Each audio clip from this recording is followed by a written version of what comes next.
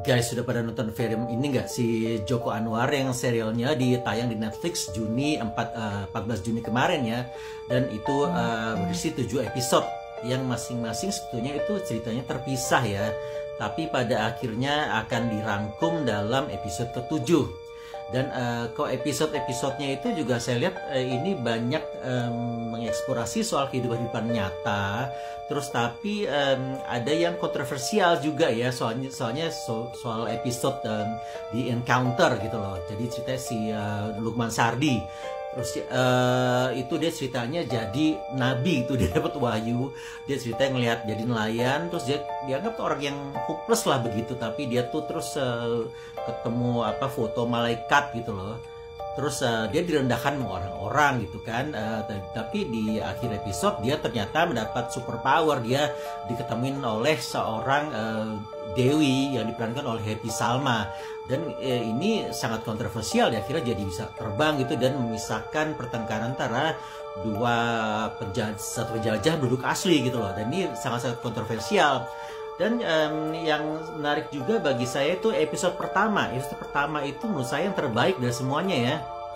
Karena selain actingnya mumpuni dari Aryo Bayu dan Yati Surahman yang udah bermain super senior ya. Jadi ini ngomong tentang generasi sandwich gitu ya. Jadi dia tuh ceritanya jadi dia punya orang tua yang sudah pikun gitu kan, tapi tinggal sama anak sama istrinya. Dan suatu hari jadi anak itu ditaruh di atas atap gitu kan, dan hampir jatuh. Dan kan itu ditaruh dalam old house dari panti jompo. Tapi ternyata ada misteri di sana gitu loh. Jadi dia tuh nggak enak, mungkin merasa bersalah, akhirnya balik lagi dan menjemput ibunya di situ. Jadi ini ada film drama, ada thrillernya juga, dan ternyata di sana dia ketemu makhluk argatan yang berusaha mentransfer kemudahan seseorang gitu dari generasi sel-sel dari muda ke tua. Dan saat itu ibunya udah, kamu korbanin saya aja, kamu cari kehidupan kamu yang lain, tinggalin saya. Akhirnya dibakar semua itu makhluk argatan dan orang-orang penganutnya itu. Dan dia akhirnya berhasil menyelamatkan diri keluar dari rumah jompo itu. Dan ini adalah episode yang terbaik dan happy ending, acting bagus, dan ya lumayan ini ya, CGI-nya cukup mendukung gitu loh kalau menurut saya. Terus juga kalau episode ketiga itu yang Marissa Anita itu kan itu juga dia jadi penulis. Dia penulis yang dia udah writer's block ya, jadi ceritanya udah nggak laku gitu kan. Nah, pada saat writer's block itu dia dikasih tahu oleh publishernya, diperankan oleh Restu Sinaga, dia tuh disuruh bikin sequel dari bukunya berjudul Poems and Pains. Dan tapi di situ dia akhirnya ternyata kayak semacam trance gitu kan, dia kayak kebawa ke dunia lain. Dan ternyata dia dihadapkan dengan kembarannya dia yang ternyata mengalami KDRT. Nah, isu KDRT ditekankan di sini, dan dia berusaha untuk melewati lorong waktu dan mencari kembarannya itu dan menyelamatkannya. Dia jadi antibody. Jadi semua orang yang berhasil melewati rintangan di setiap episode itu jadi antibody untuk melawan The Argatans gitu kan. Supreme Being ada satu lagi, itu adalah Lukman Sardi itu yang jadi nabi gitu. Jadi ada berarti berapa orang? Jadi orang biasa juga ada Supreme Beings, Argatan, sama makhluk-makhluk gitu kan, makhluk lain, makhluk antibody. Jadi ini sebetulnya film cukup bagus ya. Jadi yang bagus menurut saya si Pick of the Bunch ini episode 1 yang Old House itu. Terus yang episode 3 Poems and Pains, dan episode 7 itu PO Box. Jadi kalau gini karena menarik ya. Kalau yang lain-lain agak-agak dragging ya. Selain juga kita dihadapkan di sini pada visual yang kurang menarik ya.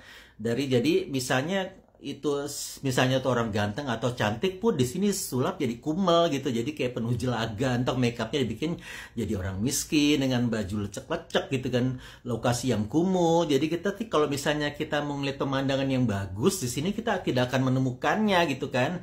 Even seorang Fali Arbar di sini jadi teknisi ya. Jadi dalam episode Hypnotize ke-6 itu jadi teknisi, dia suka hipnotis orang, dia jadi yang mencoba hipnotis orang diperankan oleh Sita Nusanti, dan akhirnya menerima karmanya. Dia akhirnya menerima banyak kesialan demi kesialan.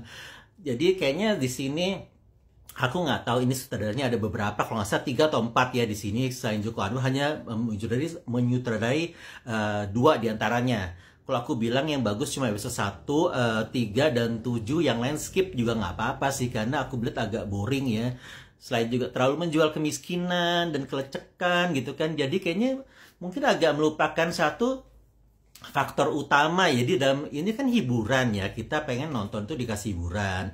Oke lah, ceritanya kan Joko Anwar tuh udah gelap ya, dia tuh kan teoritis, dia tuh jenius, jadi banyak pesan-pesan dan simbol-simbol. Tapi di sini udah gitu kasih orang yang begitu ya, terus jadi kurang ini ya, kurang menarik gitu. Jadi dikasih episode kemiskinan dan baju-baju yang gembel-gembel, terus juga lokasi yang kumuh, jadi nggak sedap di mata. Jadi cuma episode 7 dan kita akhirnya di sini PO Box episode penutup ya. Di peran utamanya Antibody sini adalah Asmara Abigail gitu. Di sini dia bertemu dengan orang-orang menarik ya. Dan ini paling sensasional menurut saya setelah yang 1 ini, nomor 7 ini paling bagus. Karena di sini juga selain dia tidak menjual kemiskinan di sini.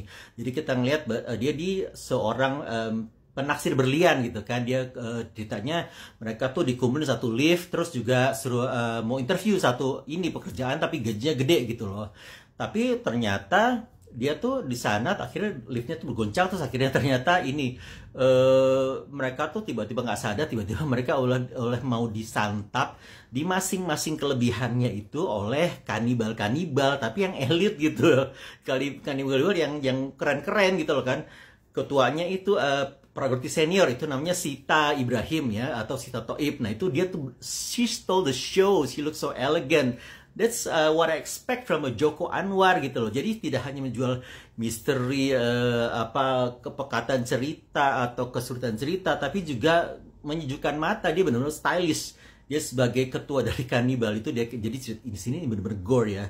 Di sini nanti ada orang yang dikulitin itunya kelapanya mau dimakan, itu isinya gitu kan. Yang peneliti berlian yang matanya itu mau diambil gitu kan. Jadi masing-masing saya punya itunya di anunya itu juga dimakan, dipotong mau dimakan seperti itu. Jadi kamu lihat ini sangat-sangat sensasional. Kalau saya pikir sih ini film memang lain daripada yang lain. Dia jadi ngomong soal superhero, jadi kan juga timelinenya dari tahun 1980-an sampai 2020-an gitu loh. Jadi masing-masing ada ininya, ada tingkatan-tingkatan di genre masing-masing, tapi terlalu banyak menjual kelecekan gitu, kemiskinan. Jadi saya agak nggak enak ngeliatnya gitu, kurang.